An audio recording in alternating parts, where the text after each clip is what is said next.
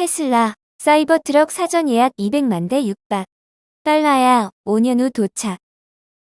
테슬라의 차기 출시작으로 첫 픽업 트럭 모델인 사이버트럭의 사전 주문이 200만 대에 육박한 것으로 알려졌다. 테슬라 전문 온라인 매체 테슬라라티에 따르면 21일 오후 2시 30분, 현재 사이버트럭 사전 예약은 194만 3,876건으로 집계됐다. 사이버트럭 예약금이 $100인 만큼 테슬라의 관련 예치금 수익만 $2억 가까이 된 셈이다. 이 통계대로라면 사이버트럭 내 지금 예약하면 달러야 5년은 돼야 차량을 인도받을 수 있다는 말이 된다. 일론 머스크 테슬라 최고 경영자는 사이버트럭을 연간 최대 37만 5천 대 생산할 계획이라고 밝힌 바 있다. 초도 물량은 기가 텍사스 공장에서 생산하고 추후 기가 멕시코에도 사이버트럭 생산 라인을 건설할 계획인 것으로 알려졌다. 테슬라는 이달 15일 트위터를 통해 텍사스 공장에서 1호 사이버트럭을 생산했다고 밝혔다. 하지만 사이버트럭의 생산이 머스크의 계획대로 순조롭게 진행될 것인지는 아직 확실하지 않다는 관측이 일반적이다. 머스크가 사이버트럭 이미지와 함께 생산 계획을 처음 공개한 건 2019년 11월로 이미 4년 가까이 지난 상태다. 하지만 사이버트럭의 본격적인 양산 가능 시점에 대해 테슬라 측은 아직 명확한 입장을 내놓지 못하고 있다.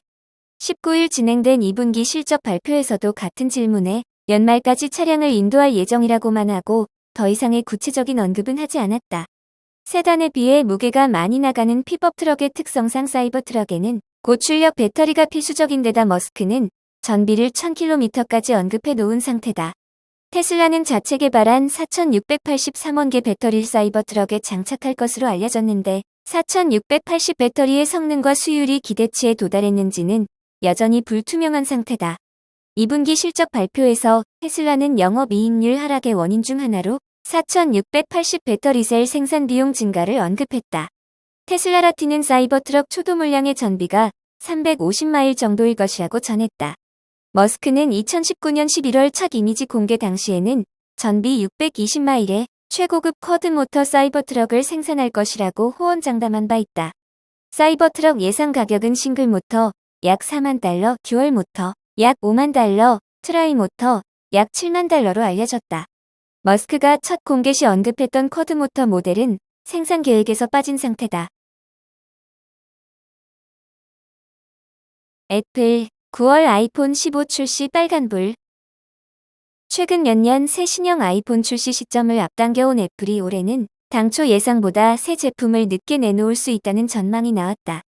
애플인사이더 등 현지 매체에 따르면 최근 뱅크 오브 아메리카에서 나온 보고서에서 애플의 차세대 아이폰 15 시리즈의 출시가 9월을 넘길 수도 있다고 전망했다. 웜시모한 글로벌 증권 분석가는 이번 보고서에서 애플의 공급망 채널에 대한 점검을 토대로 이같이 예상하고 아이폰 15 출시가 4분기로 넘어갈 수도 있다고 내다봤다. 이는 3분기 출시로 예상하는 미국 증권가를 실망하게 할 수 있다고 그는 언급했다. 다만 이 보고서에는 구체적인 출시 지연 이유가 제시되진 않았다. 정보통신 전문 매체 더 인포메이션도 이와 비슷한 전망을 내놨다.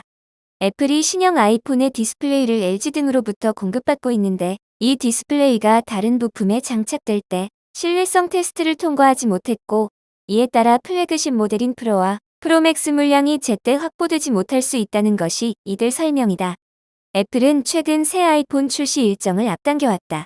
아이폰 12는 2020년 10월 13일에 공개했지만 이듬해 아이폰 13은 9월 14일에 발표했다. 아이폰 14는 지난해 9월 7일에 출시했다. 구글이 수상하다. 창업주 복귀. 구글 창업주인 세르게이 브린이 경영 일선에서 물러난 지 4년 만에 복귀해 인공지능 개발을 사실상 진두지휘한다고 미 일간 월스트리트 저널이 보도했다. 복수의 소식통에 따르면 브린은 최근 몇 달 동안 캘리포니아주 마운틴뷰에 있는 구글 사무실에 일주일에 3에서 4일은 출근해 연구원들과 함께 일한다. 이 연구원들은 구글의 AI 야심작인 제미니 연구진으로 브린은 지난해 말부터 회의에 참석해왔으나 최근 들어서는 자주 깊이 개입한다는 게 이들 소식통의 전언이다. 브린은 연구진과 주간 회의를 소집하기도 하고 연구원 채용 같은 인사 업무에도 개입하고 있다고 보도했다. 브린의 재등장은 구글이 AI에서 결정적 순간을 맞았다는 신호라고 월스트리트 저널이 풀이했다. 브린은 1998년 스탠퍼드대 동창인 레리 페이지와 함께 작은 창고에서 구글을 세웠다. 2019년 페이지와 동반 퇴진을 선언하고 경영 일선에서는 물러났다. 그의 복귀는 구글이 치열한 AI 개발 경쟁에 몰린 현 상황과 무관하지 않다. 구글은 챗GPT 대항마로 제민이라는 AI 프로그램을 개발해 올해 말 출시를 목표로 하고 있다. 앞서 구글은 2011년 브레인이라는 이름의 연구 조직을 출범하며 AI 개발에 먼저 뛰어들었으나 챗GPT 등과 경쟁에서 앞서지는 못하고 있다. 실제로 지난해 11월 챗GPT 출시 이후 구글에서도 브린의 개입이 두드러지기 시작했다.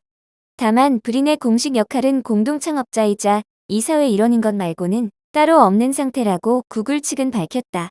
한편 순다르 피차이 현 구글 CEO는 브린 복귀를 기뻐하는 입장이며 브린의 역할을 북돋고 있다고 소식통들은 전했다. 브린이 컴퓨터 공학에서 세계 최대 거물급이긴 하지만 최신 AI 개발 동향을 따라잡아야 할 필요가 있다고 전현직 구글 직원들은 언급했다. 사무실 근무 확대하는 아마존.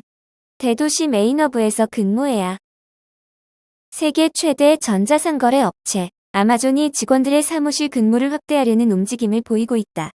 월스트리트 저널에 따르면 아마존은 최근 전체 직원들에게 현재의 근무지가 아닌 큰 도시에 집중된 사무실에 이전 배치될 수 있다고 예고했다. 시애틀에 본사를 둔 아마존은 최근 버지니아주 알링턴에 제2의 본사를 열었다. 샌프란시스코와 뉴욕, 텍사스 등에도 건물을 갖고 있다. 아마존은 특히 작은 사무실에서 근무하고 있거나 원격으로 일하는 근무자는 이런 대도시의 메인 허브로 옮겨야 할 수도 있다고 통보했다. 그러나 메인 허브에 대한 정의는 없다고 소식통은 전했다. 또 이번 변경 사항으로 영향을 받는 직원이나 팀 수는 결정되지 않았다. 아마존의 이런 방침은 직원들의 출근 근무를 확대하려는 것으로 해석됐다. 코로나19 기간 재택근무를 시행해온 아마존은 지난 5월부터 주 최소 3일 이상 출근으로 늘렸으나 이를 더욱 확대하겠다는 것이다. 앤디 제시 최고 경영자는 지난 1월 직원들이 서로 배우고 협력하는 것이 회사 문화와 직원들의 능력 향상에 도움이 된다고 말하기도 했다. 일각에서는 사무실 복귀 확대가 인력을 줄이기 위한 또 다른 방법이라는 추측도 나온다. 출근 근무 확대에 반발해 직원들이 회사를 그만둘 수 있기 때문이다. 아마존은 비용 절감 등을 이유로 작년 말부터 올해 초까지 27,000명 이상을 해고한 바 있다. 직원들은 이런 회사 방침에 반발하고 있다. 일부 직원들은 이의를 제기하되 헌신하라는 회사 원칙을 이의를 제기하되 출근하라로 비꼬고 있다. 아마존 측은 다만 우리는 매주 최소 3일간 함께 일해오면서 많은 직원으로부터 더 많은 에너지와 협업 등이 필요하다는 얘기를 듣고 있다며 우리는 계속해서 더 많은 팀이 같은 장소에 모이게 하는 최선의 방법을 찾고 있으며 이를 위해 직원들과 직접 소통할 것이라고 말했다.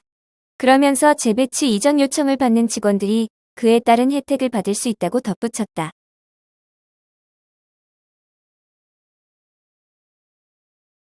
MS, 블리자드 인수 성사되나? 반대하던 미국 경쟁 당국 기류 변화. 좌초 위기에 처했던 마이크로소프트의 액티비전 블리자드 인수에 다시 청신호가 켜졌다. 당초 인수에 반대하던 미국과 영국의 경쟁 당국이 기존 입장에서 한 발 물러나는 모습을 보였기 때문이다.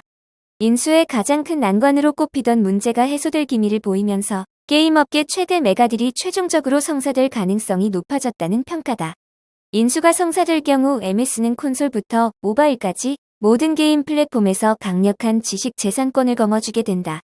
여기에 MS가 엑스박스 게임 패스를 토대로 구축한 게임 생태계가 결합한다면 글로벌 게임 시장에서의 영향력도 더욱 커질 전망이다. 국내 시장에 미칠 영향 자체는 크지 않을 것으로 보이지만 최근 국내 게임사들이 글로벌 PC, 콘솔 게임 시장 공략에 적극적으로 나서고 있다는 점에서 이번 인수에 따른 시장 구도 변화에 관심이 집중된다. MS는 지난해 1월 687억 달러의 액티비전 블리자드를 인수한다고 밝혔다. 이는 게임업계는 물론 IT업계 전체적으로 봐도 역대 최고 인수액이다. 액티비전 블리자드는 콜 오브 듀티를 개발한 액티비전과 디아블로, 월드 오브 워크래프트, 스타크래프트 등으로 유명한 블리자드가 2008년 합병해 만들어진 게임사다. 콜 오브 듀티는 전 세계에서 가장 인기 있는 1인칭 슈팅 게임으로 꼽힌다. 디아블로, 워크래프트 등 블리자드의 게임들은 이미 2000년 이전부터 서구권을 중심으로 흥행해왔다. 여기에 액티비전 블리자드가 지난 2015년 인수한 캔디 크러쉬, 시리즈 개발사인 킹 스튜디오도 인수 대상에 포함된다. MS가 액티비전 블리자드를 계획대로 인수한다면 PC, 콘솔, 모바일 등 대부분의 게임 플랫폼에서 강력한 포트폴리오를 갖추게 된다. 이미 MS는 자체 콘솔 기기인 엑스박스를 바탕으로 콘솔 기기 시장에서 입지를 다지고 있다. 그러나 MS의 액티비전 블리자드 인수로 발생할 수 있는 게임 시장에서의 독과점을 우려하는 목소리도 컸다. 대표적으로 지난해 12월 미국 연방거래위원회는 MS의 액티비전 블리자드 인수에 반대하는 행정소송을 제기했다. 콜 오브 듀티 등 액티비전 블리자드의 유명 게임을 소니, 닌텐도 등 콘솔 게임기 시장의 경쟁사들에게 제공하지 않을 수 있다고 본 것이다. 미국과 영국 경쟁당국이 인수에 제동을 걸면서 게임업계 사상 최대 메가딜은 좌초될 위기에 놓였다. MS가 인수를 완료하려면 전 세계 주요 경쟁당국의 승인을 받아야 한다. EU를 비롯해 한국, 일본, 중국, 브라질 등은 승인 결정을 앞서 내렸지만 마지막 벽이 높았다. 그러나 7월 들어 분위기가 반전됐다. 미국 연방법원이 지난 11일 FTC의 가처분 신청을 기각했기 때문이다. 미국 캘리포니아 연방법원은 해당 인수합병에 대해 콘솔, 구독 서비스 또는 클라우드 게임 시장에서의 경쟁을 실질적으로 감소시킬 가능성이 있는지에 대해 심각한 의문을 일으키지 않았다고 언급했다. FTC는 곧바로 항고했지만 상소법원 역시 1심 법원과 같은 이유로 14일 이를 기각했다. FTC는 결국 당초 8월 초로 예정됐던 행정소송의 첫 재판을 일시 중단하기로 하면서 인수 반대 입장에서 한 걸음 물러섰다.